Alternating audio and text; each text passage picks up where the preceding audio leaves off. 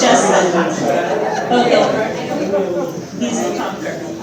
So thank you for everybody in the audience. We have board members, we have society members, some new members tonight, and a great audience. So this is our spring program. We're trying to do 3 or 4 a year. And we are the Laguna Beach Historical Society at the Murphy Smith Bungalow at 278 Ocean Avenue. Before we start, I want to thank the board members, Jane Jans and Johanna Ellis, for making this happen, doing the background work, for those who are attending tonight, and for our speaker, Rick Balzer. So in 2023 already, we've been able to give a scholarship to a high school student of $1,000 who's studying history at high school, Laguna Beach High School, and who will study history in the future, or may study history in the future. We've redone our garden, which was dust and dirt, with a volunteer gardener, Chris Reed, and also with a board member donating most of the funds for that. So we'll want to do our back garden soon, because it hasn't been done for about 20 years. Inside, we've revamped our bookshelf and painted and decluttered it, added many Laguna authors, including the book you see, to the shelves, and topics on Laguna. And we've restaffed our docents, which we lost a lot of during COVID when we shut down. So we are open Friday, Saturday, Sunday, 1 to 4, with great docents and a lot of visitors now from all over. We do have the first Sunday available if you know anybody who would like to docent. And it's not a stressful job, but we get really great visitors. They want to stay and talk. You learn a lot from them. They learn about Laguna, and you can read a book or be on your laptop while you wait for a visitor. So it's not crowds of people. We are celebrating 100 years of the birth or the building of the bungalow on Ocean Avenue when there were outhouses and dirt roads. And we will do that on May 20th in conjunction with Heritage Month, Laguna Beach's Heritage Month in May. So we'll have guided tours, some freebies, some memorabilia, and some birthday cake that day from 10 to 1 on May 20th. So please come or tell people about it. Rick is written this beautiful book, this beautiful cover I love. I'm not sure what beach that is, but we'll probably learn. I don't recognize it, but the raft. I think I kind of remember those rafts before before we Hobies and Dick Metz and all that kind of upgraded those rafts to other things and other water sports. And he came here as a toddler. He went through Laguna Beach's schools. He experienced all Laguna has to offer, and then he had a career in real estate. And when I mentioned his name to my dad, he said, "Oh, he sold our house in Arch Beach Heights." So he's connected to a lot of residents here, and has seen the town grow, which will also be an interesting part of learning more about him. So thank you for coming, and thank you, Rick Balzer. Thank you. Thank you, Claire. So I want to thank the Historical Society for this invitation. I also want to thank the Historical Society for providing me some photographs, along with Ann Christoph and Mark Christie, because I wanted to find some photos of Aliso Creek, which we'll get to in a little bit. But I want to give you some kind of context of Laguna.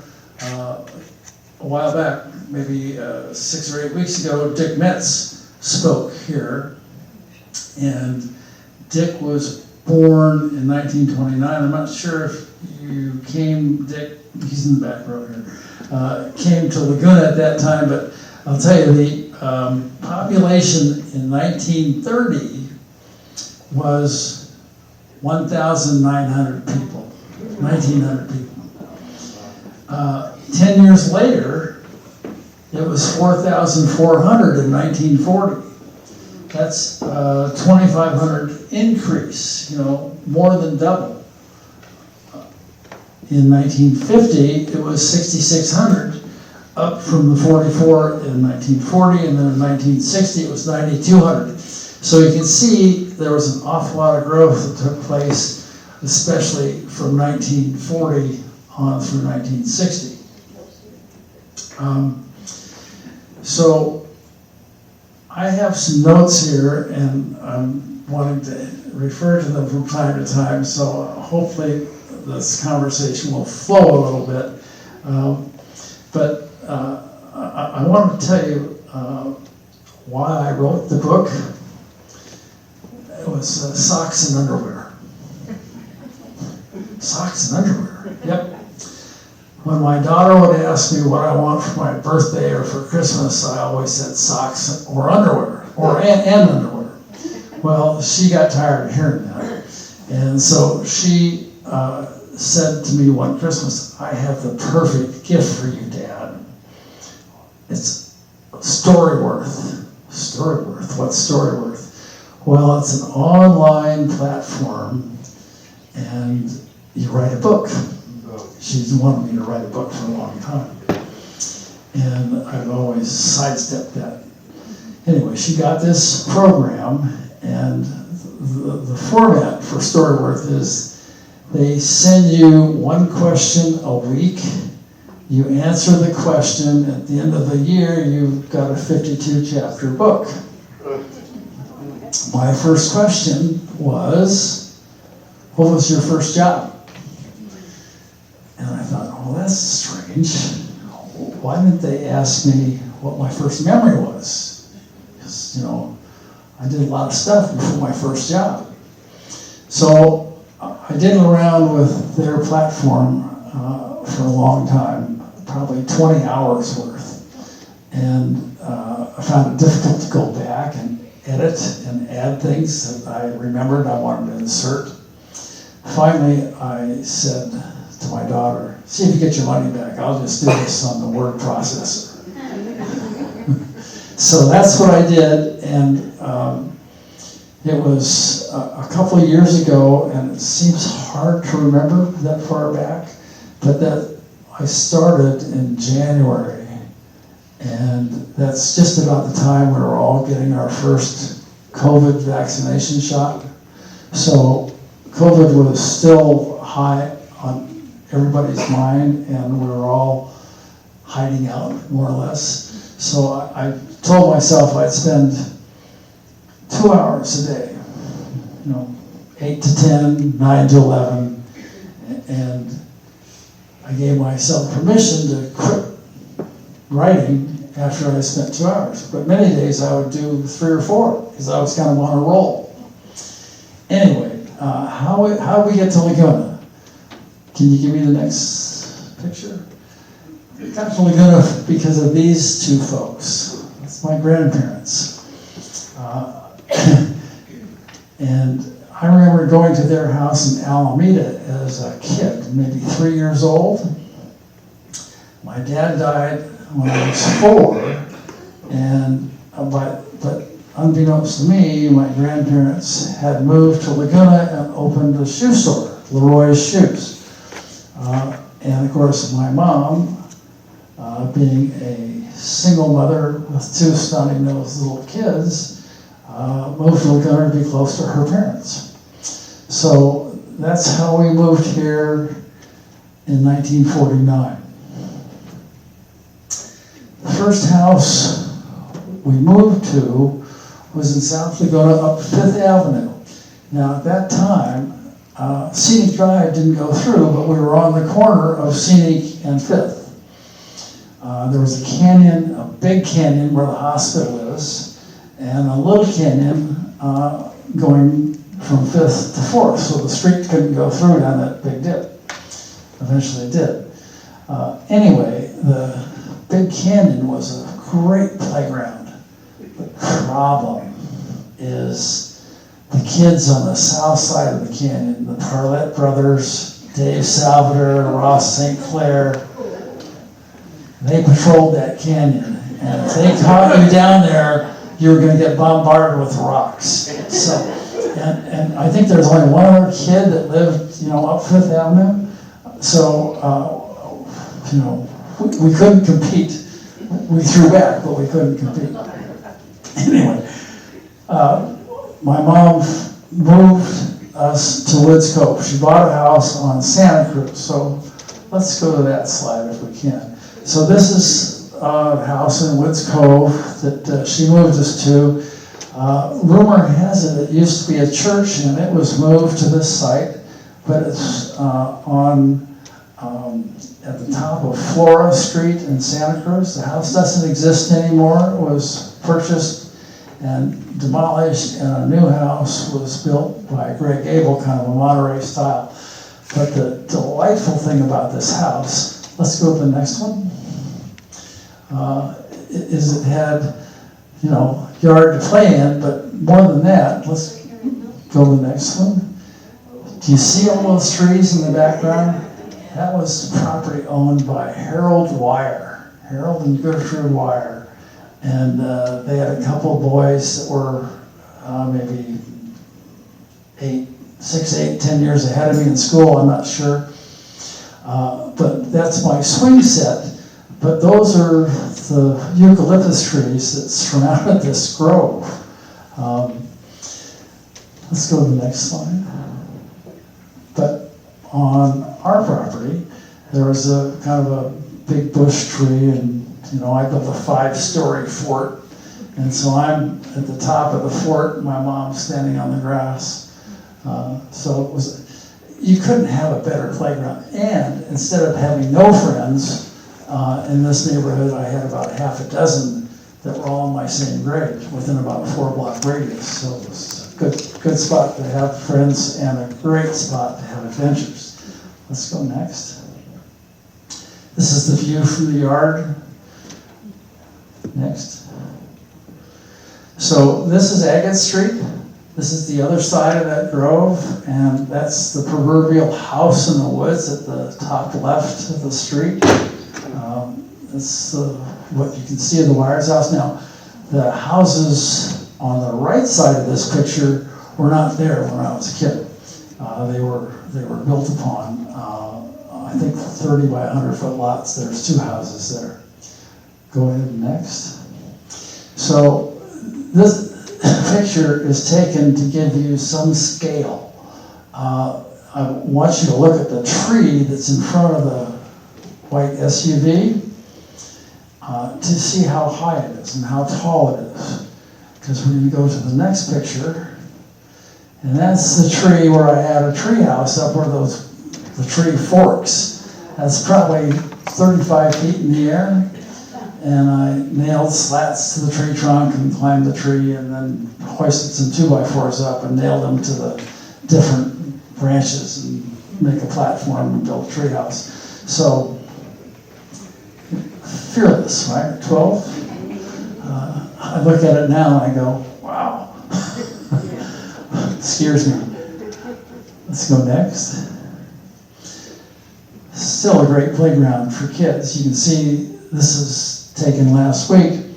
There's a little rope swing, tire swing on the Wire property. Not sure how often it gets used, but obviously kids are still coming here, and not sure if it's one of Meg's kids who lives right across the little alley or not. Let's go next. So when I moved here, first grade, all the grades were at the Park Avenue campus of the school. So I remember starting first grade at Park Avenue. Halfway through the school year, there had been a new school built at the south end of town called Liso School. And there were 6 classrooms. And so I was the first grade class, and my teacher was Miss Madden. There was nothing around the school. Behind the school was just vacant property. There was a church behind the Methodist church. It's now behind it. And it's now senior housing, I believe. But when we were in the classroom, the first grade was given the assignment to name the school paper. And you could hardly hear the teacher for all the meadowlarks that were singing in that vacant parcel behind the classroom. And one of my classmates, Jack Chambers, came up with the name that Miss Madden was thinking about. So the paper was named the Aliso Meadowlark, and it came out once a week or once a month or whatever it came out. But, my second grade teacher was Miss Hunter. And my mom had read to me and my brother a lot. And so in second grade, we started a reading class, and they had 3 groups. And I was in the third group, which was the lowest group, the least competent, I guess you'd say. My mother couldn't believe it, so she invited Miss Hunter to come to our house for dinner. And they had a swell time, and she convinced Miss Hunter to let me try out in the group 2. And if I didn't do well, I'd get put back to group 3. So I did well, and then my mom said to Miss Hunter, well, why don't you try out for group 1? And of course, I've stayed in group 1 and didn't get demoted, and I've loved to read ever since. So let's go to the next. So this is the third grade class. This is the teacher, Miss Phillipson, who I think had a love affair with the Philippines. She used to regale us. She'd come to school wearing her silk kimono and tell us stories about the Philippines. Her husband was Leo the barber, and I'm on the bottom row on the left side with the big ears. Let's go next. So now we've jumped up to 6th grade, and this is first year they had color, and that's my teacher, Mario Tartaglia, who left teaching education to open Tartaglia Imports, and their headquarters was just 2 doors away from this building that we're in, here on 3rd Street. And I think this photo was taken with maybe kids more or less in alphabetical order. Anyway, I'm the first upper left. Let's go next.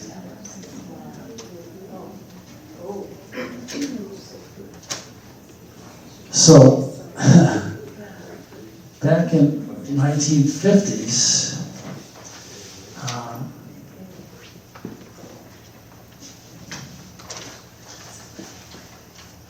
there weren't too many Democrats in Laguna. Everybody that I knew had an I Like Ike button on in 52. Well, my mother was a Democrat. Arnold and Bonnie Hino were Democrats, and the Gray family were Democrats. And so my mom would spend time with the Gray family. The Gray family owned a home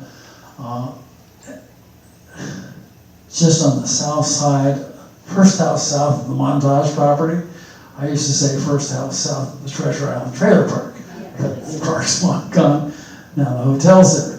So, and they had several kids, a daughter in my class and a son who was a grade above, named Ed. And Ed and I spent hours and hours playing at Aliso Creek. And I was looking for photographs of Aliso Creek as I remembered it. And as I said, Mark Christie and Christoph and the Historical Society provided images to me, but I couldn't find one that showed the creek as I recalled it. So I'm going to take you down memory lane a little bit. This is a painting by a very famous Laguna artist, William Wett, looking at the old bridge, I think a single-lane bridge that crossed the creek. Let's go next. And this, of course, is looking at the highway bridge, I believe built in 26. But look at all the growth in the creek. The creek was kind of a slough, and it was teeming with wildlife. And let's see another one. So there's a photograph. There's perhaps a better photo on the next picture. Yeah, so that's a better picture of the bridge and the creek, but still not looking like the creek that I recalled. So let's go next. This is a little bit like it. You can see the road to what we now is known as the ranch, and the creek is right next to the road. The water district came in and filled in maybe 50 or 60 feet of property encroaching into the stream bed. But what you see on the right, the light stuff, is the beginnings of a sandbar. And when Ed Gray and I would play down there, the sandbar was, we called it Treasure Island. Let's go next. So I had a local artist render my memory. And so there's the sandbar we call Treasure Island. We built a raft or two. We would pull it around the creek, pretending we were Tom Sawyer or Huck Finn. And but it was teeming with aquatic life. There were bullfrogs all over the place. And after we'd catch about 10, and they're big guys, we get tired of catching them. But all those little reeds there, that was the nursery for the tadpoles. And there were just thousands of tadpoles. Up the stream just a little further, and if you go there today, it's still there, but there's no water in it. There's a cave. And in this cave, there were frogs, but there was also a turtle. And there was also a turtle that would hang out on that pipe, that drain pipe you see in the lower portion of this rendering. And he's a pretty wily guy. We never got close to that guy, but we wanted to catch him in the worst way. Anyway, we'd step into this cave, and the water would be maybe ankle deep as we would enter. And a couple more steps, you'd be up to your knees. Another step or so, you'd be mid-thigh, and then all of a sudden you'd be up to your chest because you stepped into quicksand. Scared me to death. I mean, all of a sudden you're moving forward, and the water's right here. Anyway, so we did survive that, but the next thing I'm going to talk to you about, let's go next. So here's the beach at Liso in 1923.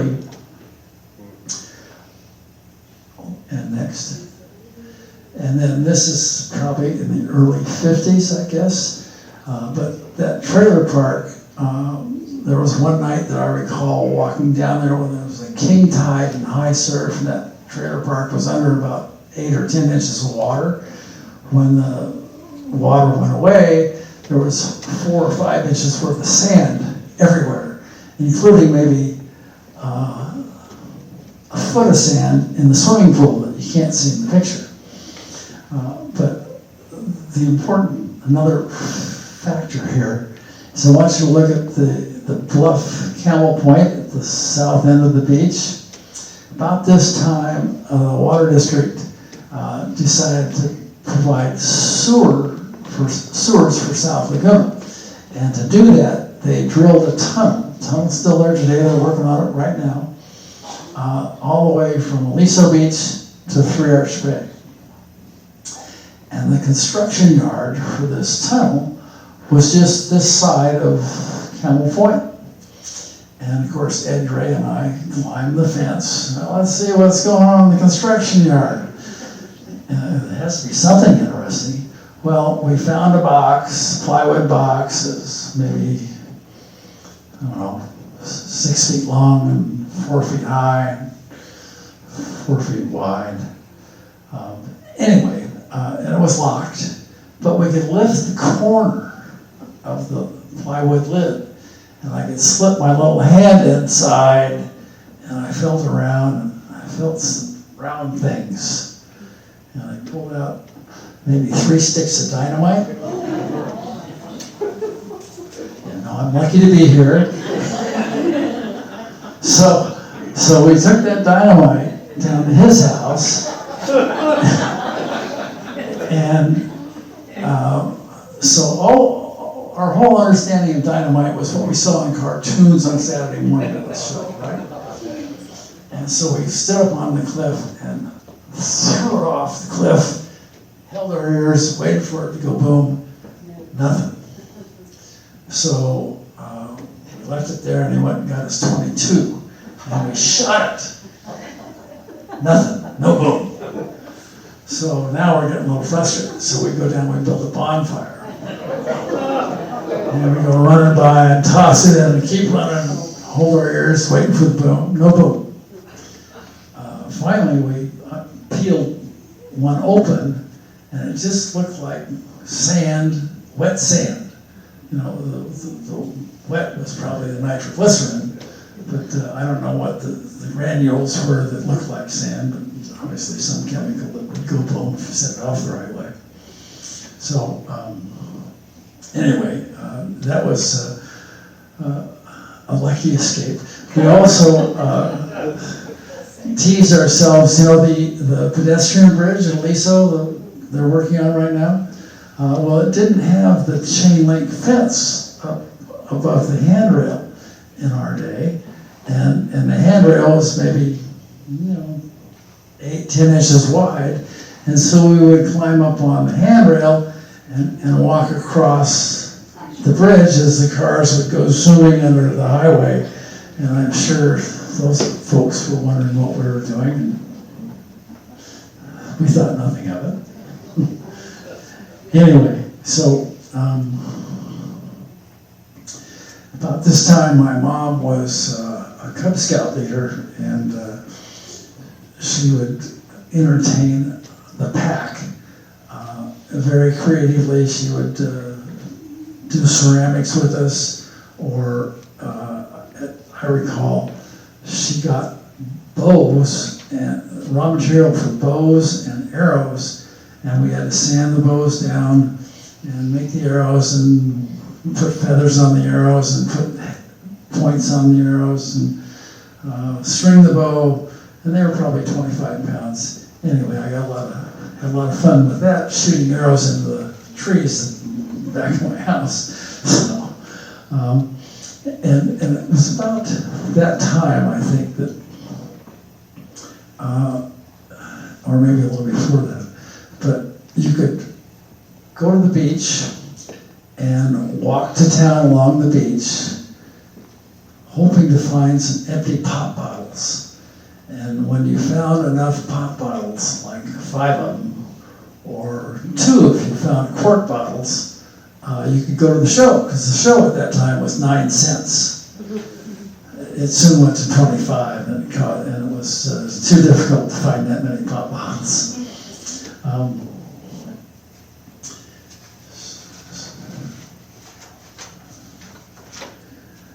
My first job was working at my grandparents' shoe store. On Saturday morning, I would go down there and I'd sweep the sidewalk, all the tire dust, the sidewalk up the alley, and vacuum the carpet, while all my buddies were collecting pop bottles and going to the show or doing something else that was fun. So anyway, that was not my, I wasn't a great employee at the same, but the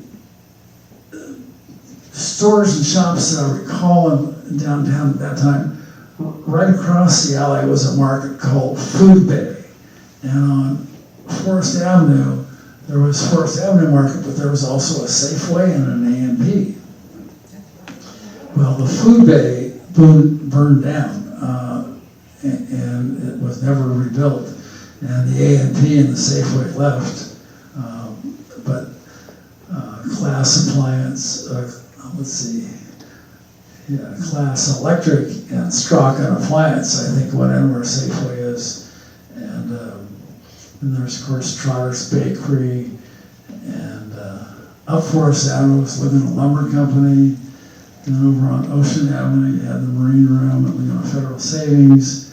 And corner of Broadway and Coast Highway, there was 4 gas stations. You know, this is when, before the Main Beach Park was installed. And next to going north of Broadway on the ocean side, there was a restaurant called Jerry's Diner, that I think was open all night maybe. And it burned down.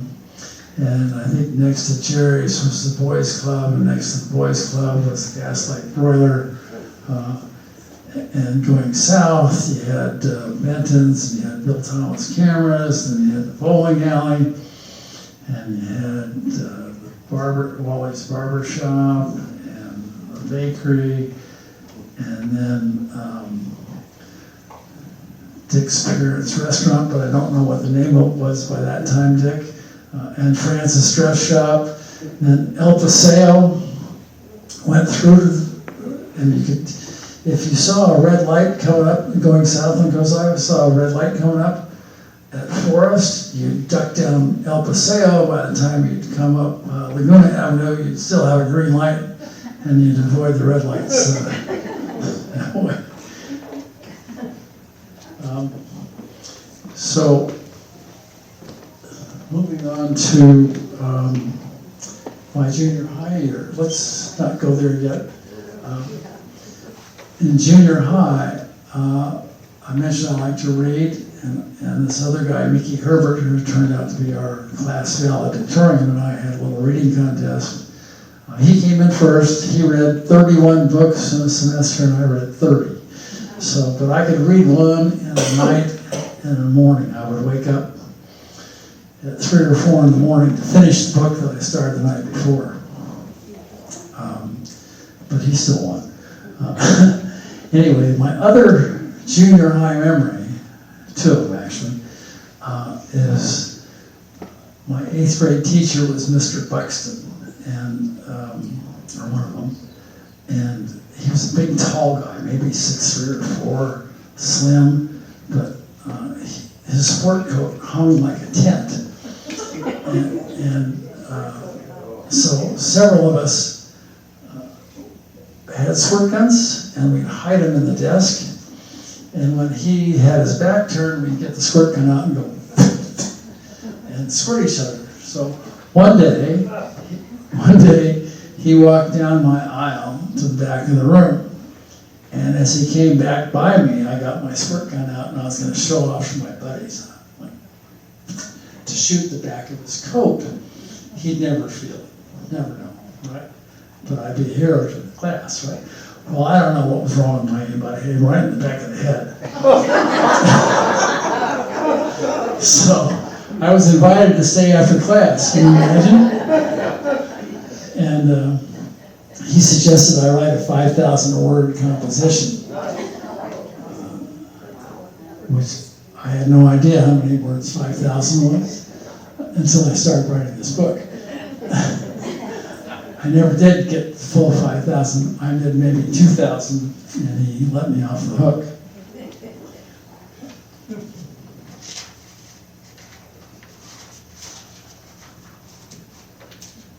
So let's talk a little baseball. So this is a picture. The guy in the middle of the picture is Jack Norworth.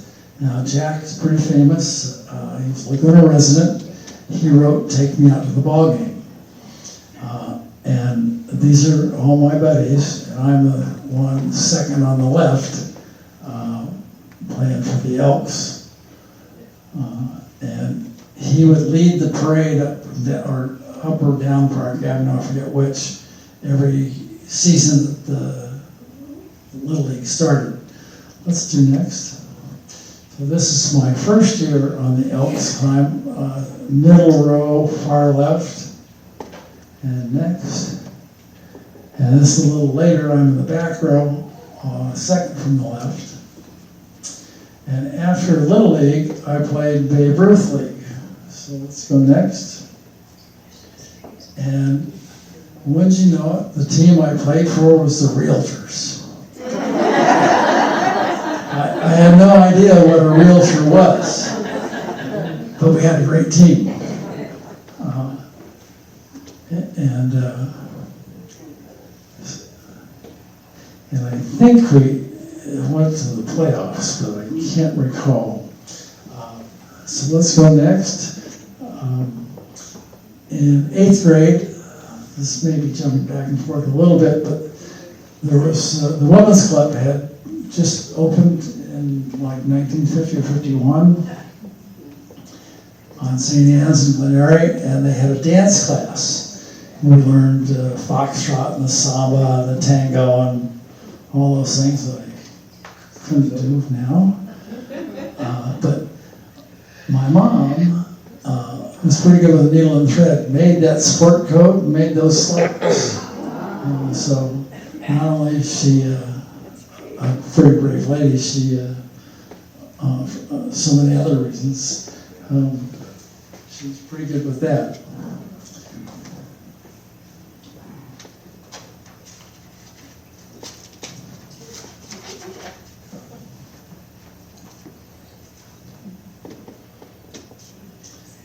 So let's do the next one. So this is my graduating class picture. There's 121 of us. I think we were the second class over 100. I think in 1961. I think the class before us was maybe 105 or 6. So the baby boomers are coming on strong. Anyway, when I think I was a sophomore, I got a job washing dishes at the Dana Strand Club. And then, and if you don't know where that is, it's no longer there. It was the trailer park on the ocean side of the highway down below Silver Road.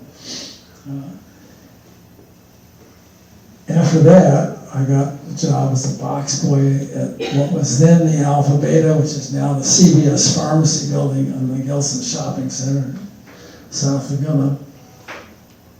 But I was able to get my first car, which was a pickup truck. I could lug my surfboard around. There is a story, and this goes back to when I was probably in junior high, not in high school. But I grew up on Woods Cove, and that's, by the way, Karen, that picture was Woods Cove with the cover on the raft.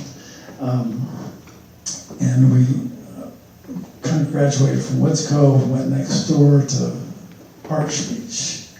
And I was there one day in the water, and I looked up, and a jet plane was headed right at me. Maybe 50 feet off the ground, coming from downtown, going south. And I thought, oh my God, it's vectored right into where I was, so I dove underwater and waited to go to heaven, I guess. No explosion, no sound. I came up, looked around, no plane. Found out later there were actually 2 of them, and at Oak Street, they went straight up in the air and kicked in the afterburners and broke windows up and down the coastline. And it was the lead pilot had a girlfriend on the beach. He was showing off to his girlfriend. I found out later who that was.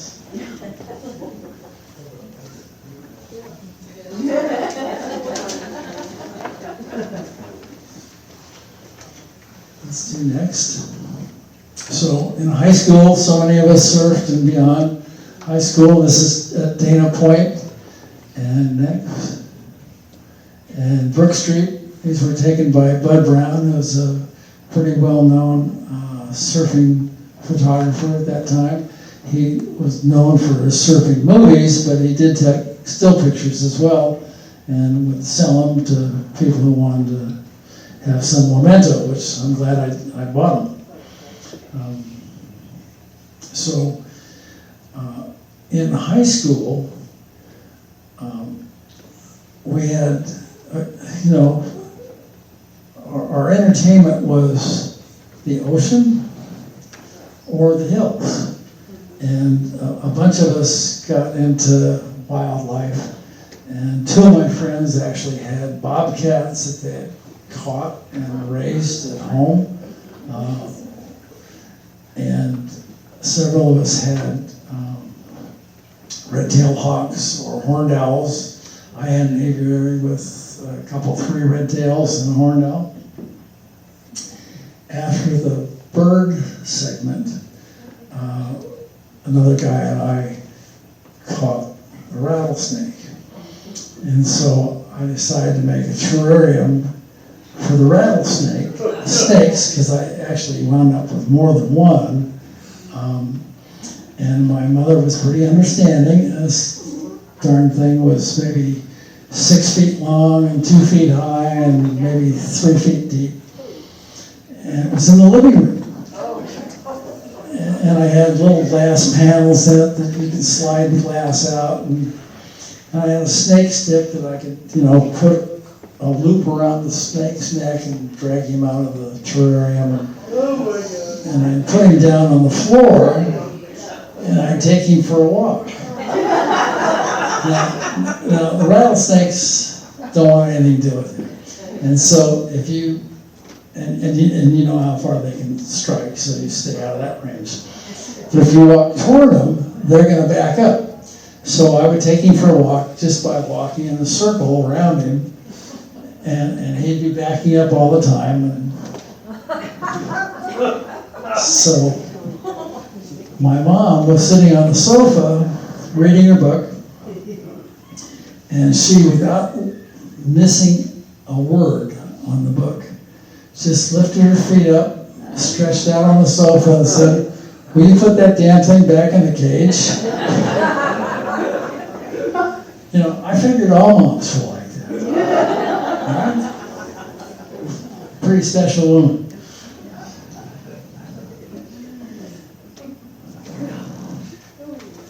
So I'm thinking that I need to tell you that Laguna was a pretty quiet place back then. I think how I could best describe it to those of you that weren't here then was it was Mayberry at the beach.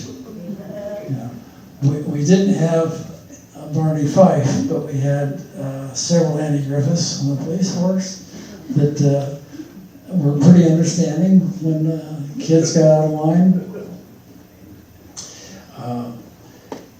But our entertainment was, it was a pretty quiet town. We were too young to be out drinking. There weren't too many choices if you're old enough to go drinking. But the festival grounds were, an attraction. That's when there was still sawdust on the ground. And you walk out there and you probably see other kids you know. And about that time, my mom and stepdad were there because he was narrating the pageant and she was working backstage in costumes or something to get people ready for the show. Let's go next. So you saw the graduating picture a while back. I had no idea what I wanted to do. I know most of my classmates were going on to college, but I didn't see any sense in going on to college if I didn't know why I was going to be there. So I went ski bumming with a buddy of mine, and we started at Squaw Valley and then went and visited his dad up in Oregon for a little bit, where we got to ride on logging trucks, he in one and me in another, and those guys are certifiably crazy. They would, on these muddy dirt roads, they would race up the mountain where the trailer was put on the truck, and when they got to the yard, they would unhook the trailer, put it down, and they'd load the logs on these things. And you think, well, I survived the race up the mountain, now it'll be okay going back. They raced loaded down the hill. Anyway, just a little side note. If you get a chance, go for a ride on a logging truck. It's probably better than a Disney ticket. So this book came about, and it's out of print. It was out of print in 1962, but I have a copy of it. So there was a guy who was an insurance broker. His name was Dave Geddes, and Dave had an office on the corner of Coast Highway and Thalia Street. And Dave was kind of a mentor to a lot of us. I mean, he was probably in his mid-40s, and we're, teenagers, just getting out of school.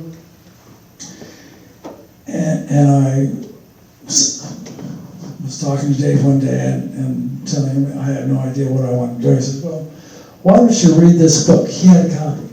In fact, this book talks about the Johnson O'Connor Human Engineering Laboratory. And this is what got me into real estate. Stay with me here and I'll try and tell you why. Dave said, I really don't like selling insurance. In fact, I hate it. But these aptitude tests that Johnson O'Connor had indicated that he should be perhaps a Philharmonic director. A long ways away from selling insurance on Vegas Street. But Dave, if you visited at his house, he had a hi-fi set that was fabulous, and he put on classical music and he'd turn it up to 7 or 8 so that the speakers were blowing you out of the room.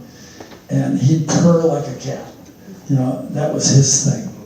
So he convinced me to take these tests, and by the way, it was then Johnson O'Connor Human Engineering Laboratories. It's now Johnson O'Connor Research Foundation. It was a nonprofit then, it's a nonprofit today. Let's go next. And at the back of that book that I just held up, they have different scenarios, and they start with probably your strongest aptitude, and then they go high or low on the next aptitude. So if you look, it'll say high inductive reasoning, low inductive reasoning, and then it's kind of like an inverted bracket for sports brackets, where you have March Madness and you got 64 teams, and it will wind up with the winning team on this side and the winning team on this side. Well, let's go next.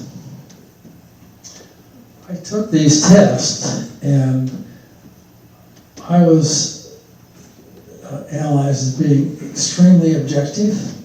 Now, we would think of extrovert and introvert.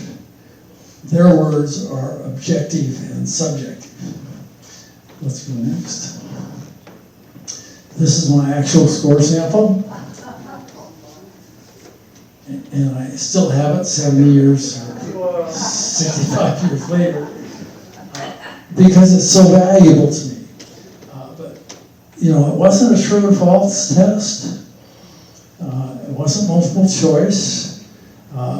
They had you, if you can imagine a 4x4, maybe 18 inches long, that's been cut wiggly like this down the middle, and then wiggly like this, so you've now got 4 pieces, and they would break those pieces apart, flip them around, and then they'd start the stopwatch and see how long it took you to put those 4 pieces together. Boy, it was fairly simple because you had, each of them had a corner. It was just a matter of fitting them together. So this had to do with your structural visualization. And architects score very highly in this test. I didn't do too well. Kind of mid-range. But they had another test called finger dexterity that dentists and neurosurgeons score very highly in. And that's where they would have a little board with holes in it, maybe 50 holes, might be 8 inches by 8 inches. Imagine, kind of a portable chess set where you stick the pieces and pegs in the holes. Anyway, they had roller bearings, think of a 22 bullet. And how many could you put in the hole in a minute with your left hand? And then how many could you put in the holes with your right hand? They tested both hands. They tested you against your same sex to the month. They did music stuff, tonal memory. They put some headphones on you, and they'd say, okay, we're going to play some tones for you. You need to tell us which one is different. And so it would be like, ding, ding, ding, ding, dong. Okay, so we all get that one, right? That was the last one. Pretty soon it sounded to me like, ding, ding, ding, ding, ding. But there was one that was different. Okay, somebody like Dave Geddes would pick it up with high musical aptitude. Anyway, the results of these tests were that I should be a salesman in an artistic field. Now, at that time, my connotation of salesperson was, maybe the fuller brush man, or the guy that sold encyclopedias, came around knocking on your door. So I was very, very disappointed. I was hoping for something much more dramatic and romantic. But I thought, well, I paid $250. I'll at least give it a chance. So I went to Orange Coast College at night and took a class in salesmanship. And this class was taught by Kerm Rima. Those of you who remember Costa Mesa a little bit, he had Kerm Rima hardware on Newport Boulevard between 17th and 18th Street. He was fabulous, and he entertained us, but I got to learn what being a salesman was all about, and it was completely different than my connotation. And he had guest speakers, one of whom was Charles Simmons II. Let's see if the next slide shows. Yes, all right. So Charles Simmons, his father, used to be an instructor for Dale Carnegie. And he was one of the best instructors for Dale Carnegie. And he left Carnegie and started his own Simmons Institute. Well, I went to Simmons Institute, and that's me in the back row. Everybody's got a coat and tie except me. I got a ski sweater. But look at the front row, and the elegant lady in the middle of the dark suit with the corsage. That's Louise Pomeroy, and she was a classmate of mine at Simmons Institute. You might know Louise, but hopefully you remember the company she started as a result of this class, which was Abigail Abbott Temporary Services. Yeah. So that was her brainchild in this class. There's somebody else in this photo. If you look at the middle row, maybe the fourth guy from the left, young guy, big ears, that's Ernie Minnie. I think his mother, Alice, might be on the bottom row, second from the left. The Minnies were famous in Newport, and they opened, as a result of this class, Minnie's Ship Chandlery, which is their, a landmark in Newport. Both of those events occurred as a result of this class. As a result of this class, I went looking for a sales job. I didn't ski bumming. I'd come back to Laguna. I worked at Gills because I thought I was going to get drafted. Didn't get drafted, but I had the night shift at Gills, 5 to 11, perfect. On the beach all day and get off in time to go play with my pals at 11 at night at the South Seas or wherever they were congregating. So I met a girl, got married, had a child, had to become a little more serious, and at that time I thought Brendan McClellan, Hevs, and Bob West, Brendan, who I thought owned the Spigot, and Bob West, who owned Gills, were in partners together, but that was my impression at that time. So I started spending more time at the Spigot and learned an awful lot from Brennan. And here's one lesson I will share with you. It's one of the only ones I can recall because it opened my eyes. He had a 57 Ford station wagon. And we were down at Gill's picking up some wine, I think, because we were low on that brand at the Spigot. So we borrowed some from Bob. Coming back on the Coast Highway, we went up Coast Highway by Legion Street, and there's two very, very slow cars in front of us. We get to the top of Legion, and there's nobody coming in the northbound lanes, so Brennan just pulls out over the double yellow, passes these two slow cars in the opposing traffic lane, and pulls back in front of him. And then he looked at me and he said, "You need to remember that this road goes from curb to curb." Never forgotten that.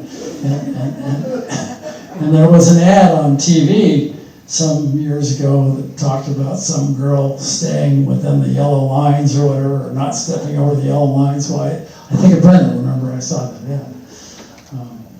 Anyway, so I'm working now at Acorns. I want to get into sales, and I'm looking at the people that call on the market. It's kind of my world. And I couldn't identify with the S&W baked bean guy or the Libby frozen food guy, but the guy that sold Christian Brothers wine, he was a spiffy guy. And so I went and talked to him. I said, "Who do you work for?" So I work for Young's Market, Young's Market Company. "Well, how do you get a job with Young's Market Company?" "You don't." "Well, how'd you get a job?" I said, "Well, they want to hire experienced people. So how do you get experience?" "Well, go to work for Gallo. Gallo's got a great training program. Work for them for a year and then come back and, talk to Young's." I did that. I got the job at Gallo. They gave me Pasadena as a territory, and that was in 1965. And if you recall, at that time, they had a little party down in Watts. Called the Watts Riots. So I'm driving my car around Pasadena and Altadena, and Watts is a long ways away. Well, the next day I'm driving up there and I see a liquor store with plywood over a window.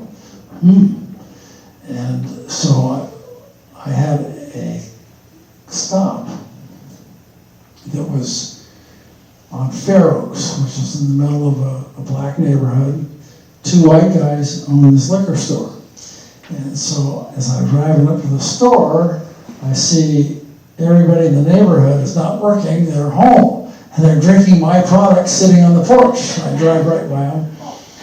And I carry my case, my briefcase, into the store. And they're doing the land office business. These two guys are just making change. And through the door, the counter, you come through the door and the counter is on your right. But they had a couple aisles worth of other stuff, I'm not nuts and chips and blah, blah, blah, blah. And toward the back of the room, they had an old Coke machine, the kind that you lifted the lid and the Cokes were hanging in ice water. Okay? So I'm standing back there by this Coke machine and I look toward the front door, and in comes this young black man with a shotgun. And I'm going, "Oh, the front door's over there and I'm back here. I think I'll just get down behind the Coke machine." Which I did. And he walks up the aisle. So those guys that own the store, they don't see him. And he walks up the aisle and he goes around. And now he's starting down behind the counter. I'm thinking he's going to blow these guys away. They don't even see him. He gets right up to them, takes the shotgun, puts it on the counter behind him, and says to the next person, "Can I help you?"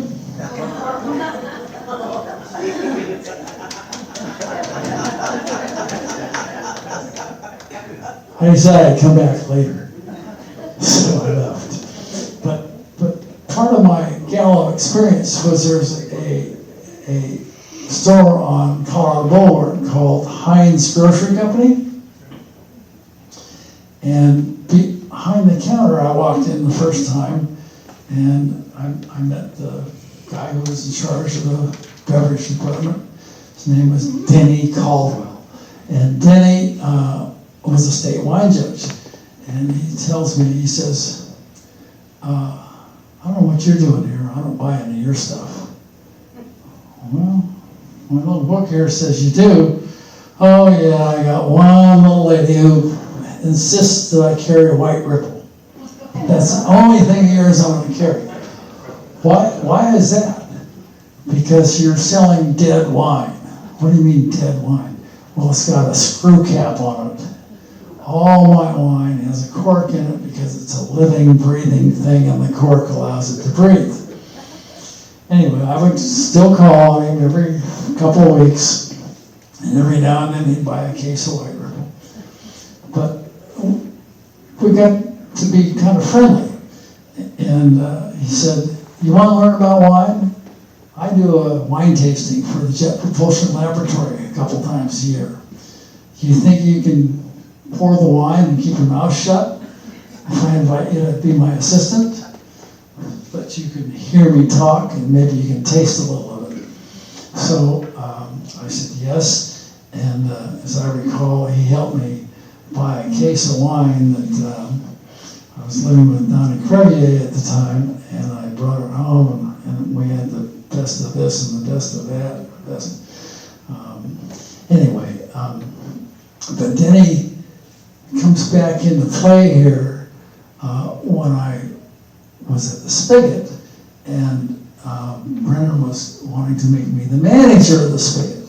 Now, at that time, all alcoholic beverages were fair traded. That you could buy for the same price any place, whatever you wanted. And so beer was 18% profit, spirits were 24%, and wine was 33% profit. Brennan wanted to put me on an incentive program. The better the store did, the more profit the store made, I would get a bonus. I like that. By the way, as Brennan is talking to his partner, Dick Metz, who I later learned recently that Dick actually owned the store. But I lived up on Pearl Street with Herb Nolan. And Herb turns out to be the guy who was flying that jet plane that I ducked under the water. Okay. Anyway, I usually would walk down the street to the store, but this one day, I skateboarded down. And I see Brennan, he's standing on the corner and he's talking to Dick. And I think they're talking about me and whether or not I should become the manager of the store. Well, I'm thinking, God, I'm skateboarding to work, that's going to be a no vote, right? But Brennan and Dick, they're just big kids. And they grew up in this town, and surfing and skateboarding were just part of the culture, and it didn't affect my application at all. So I became the manager, and I started promoting the wine. And Brennan actually sent me to the wine country, and Denny Caldwell wrote me a letter of introduction to all these winemakers that he knew on a first-name basis. And I got great treatment by Joe Concannon or Lee Stewart at Souverain. Got to see Engelnook and Krug and blah, blah, blah. Anyway, Denny helped me set up the wine department at the Spigot because he had a weekend house in Dana Point. And so we had a wine tasting. The restaurant right next door, at that time, an Italian restaurant by the name of La Strada, and the owner was John Maturi. Brennan talked to Maturi, and they were dark on a Monday night. So he said, yeah, you can have it. Here's the key. And so the wine companies, they give you the wine. You can, they would promote it. It was in their best interest to give you the wine to have a wine tasting. So we had a wine tasting, maybe 15 or 18 people came, and I was sitting behind the counter the next day waiting for people to come in and want one or two or three or whatever we tasted the night before. Nobody came. Oh, great plan. So Brennan and I talked about it. Brennan said, maybe they need to know what it should be served with, what this wine would be best married with. And so back to Maturi, and he convinces John to put on a gourmet dinner, a 7-course dinner. We get the wine companies to put up a different wine with each of those 7 courses, and now we've got a good deal. In fact, it became legendary. But liquor stores can't do that. The good news is, I lived up the street on Pearl Street. We called it Pearl Street Wine and Food Society, and we used my address at Pearl Street, which got us around that little technicality. So, for $4.25, you got a 7-course meal, different wine with each course, and that included the tax and tip. $4.25. So we did a number of them at La Strada. Parky Cosby had purchased a hamburger place on Brook Street and Coast Highway and turned it into the Wheelhouse was the name of the restaurant, and he put on probably the best dinner because he was competing. He lost money on the dinner, but he wanted to show his stuff. And then we did one at a Chinese restaurant downtown called the House of Human. Anyway, this was all great stuff. And I had been taking sales classes, and Herb and I would sit in the backyard of his home. He had a home with a guest house next door, and it was my wife and I had rented the guest house. And we'd sit in the backyard and we'd talk sales.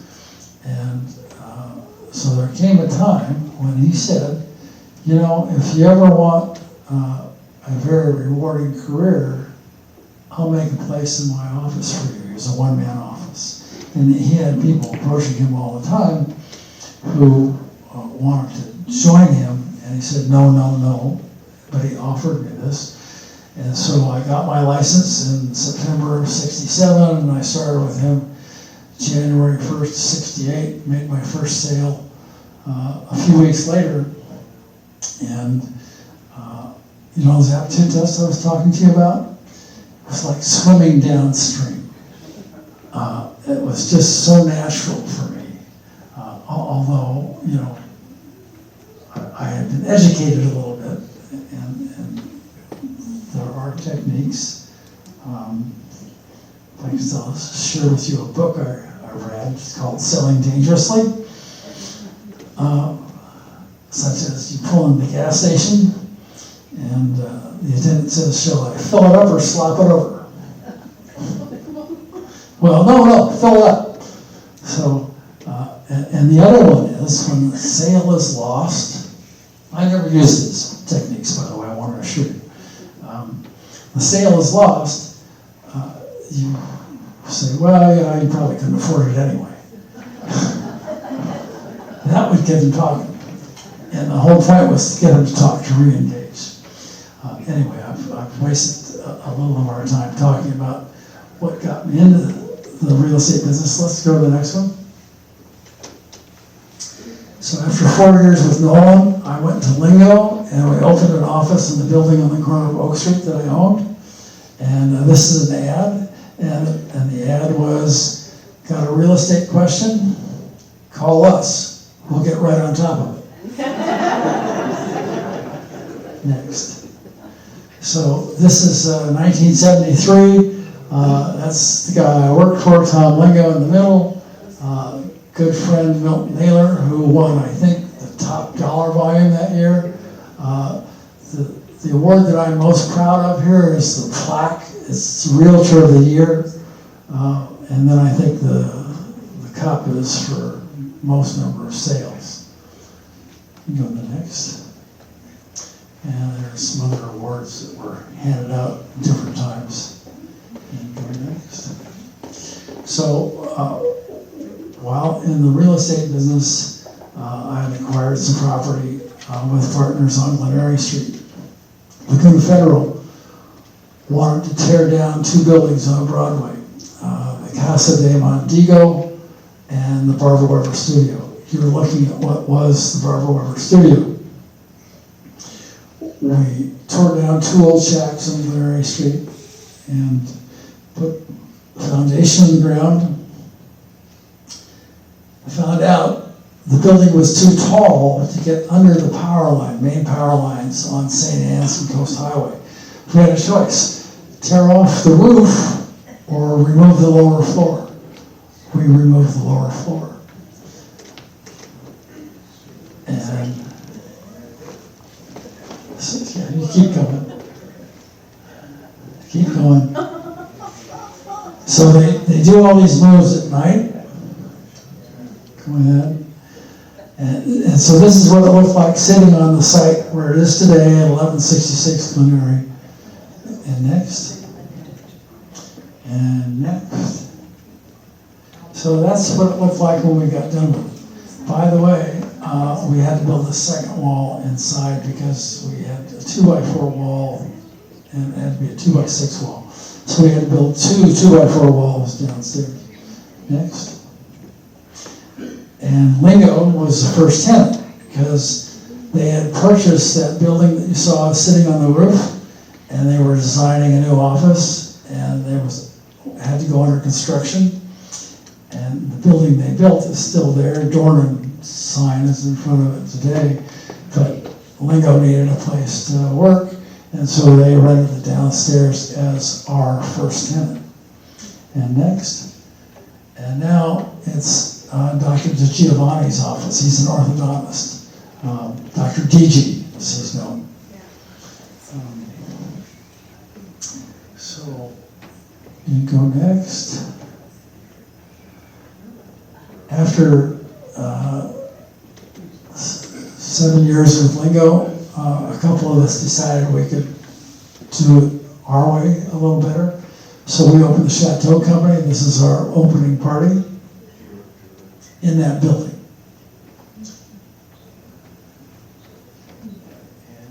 I think we can go next.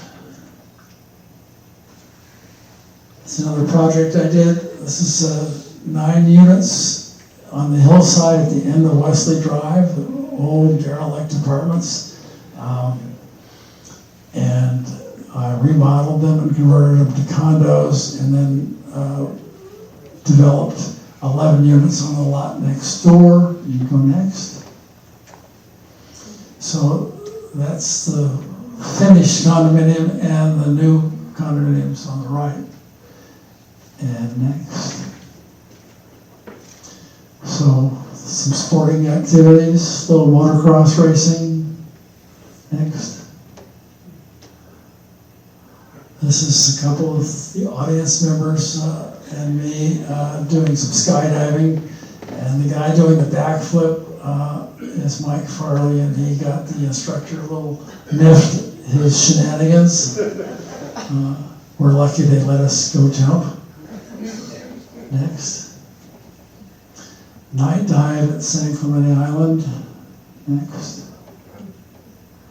And a little sports fishing at Cabo San Lucas. And next.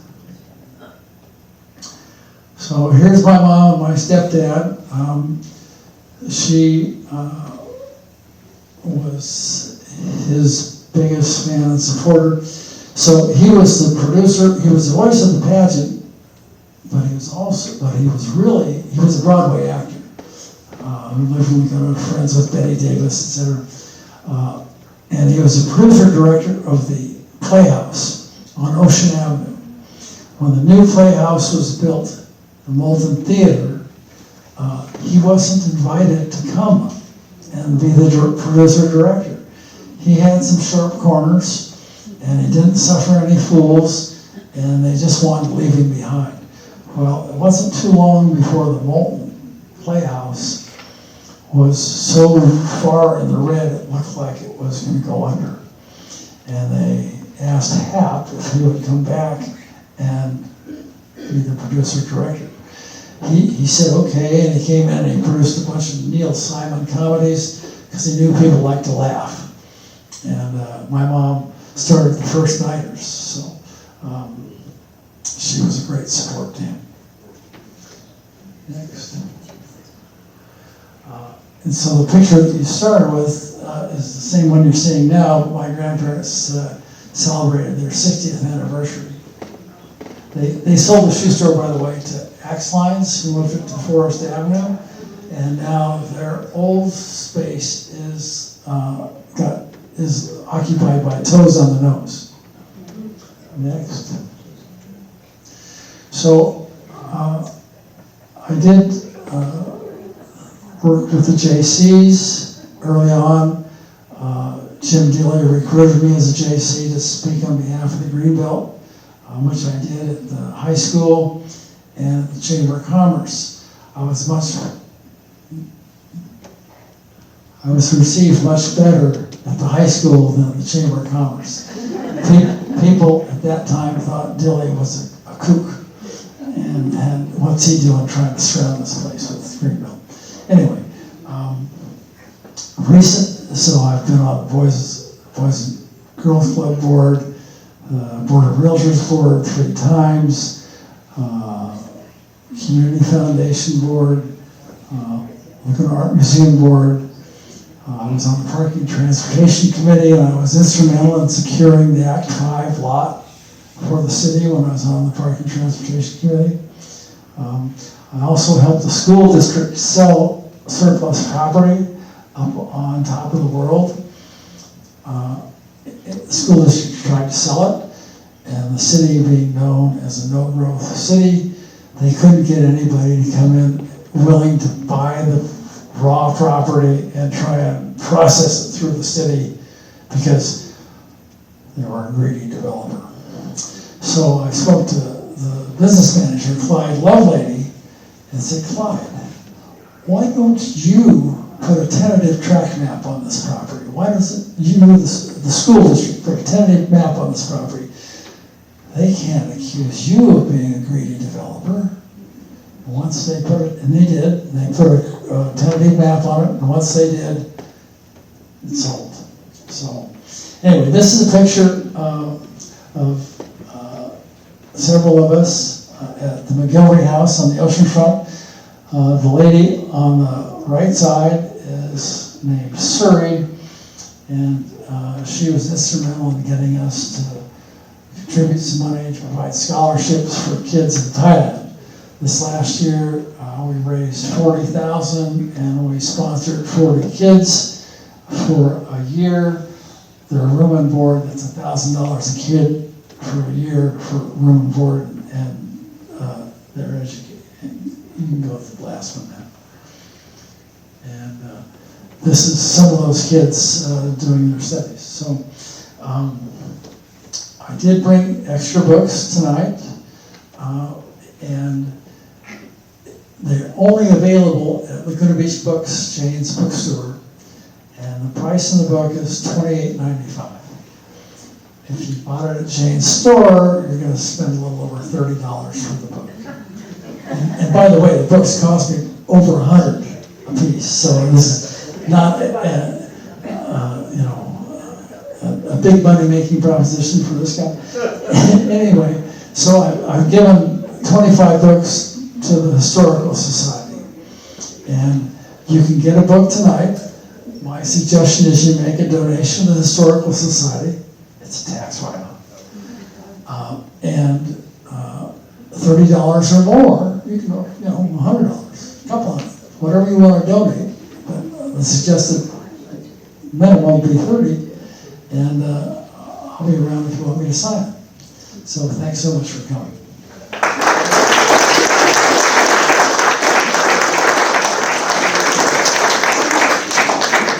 I don't don't know if any of you have any questions. We're almost out of time. They want to kick us out of here first.